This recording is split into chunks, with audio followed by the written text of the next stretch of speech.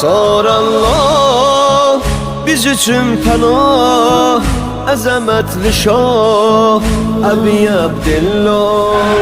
Sənə qurban olaram inan, ağa hər zaman Ələvi Sultan.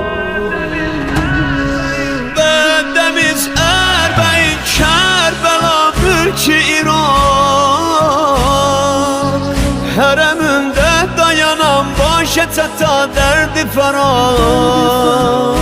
Diyəm ey qəbrə kəfənsiz gedər ərbab səlam, eşqi aləmləri məcnun edən ərbab səlam. Hüseyn adın nə basəfadir, türbətin dərdə dəvadir. Mən deyim tabilə dünya, eşq fəqət şərq u bəladir. Qamuxi qəlbini bölən ağam ey vay, su yanında susuz ölən ağam ey vay.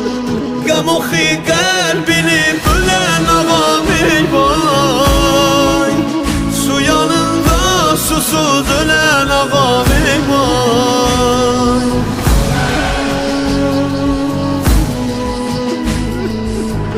Hərəmin eşq, hərəmin gözəl, hərəmin şəfa, hərəmin cənnət. Hələ bayraq alaram ağa, düşərəm yola, eləsən dəvət. Qibləgahım olubdur səfalı hərəmin, mənə vallah yetişibdir gecə gündüz kərəmin.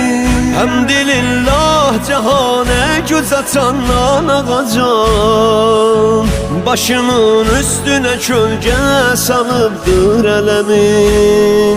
Hüseyn adın nə basəfadir, türbətin dərdə dəvadir. Mən deyim tabilə dünya, eşq fəqət şərq u bəladir.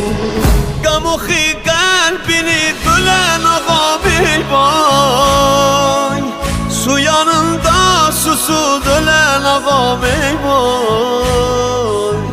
Qamuxi qəlbini bölən ağam ey vay, su yanında susuz ölən ağam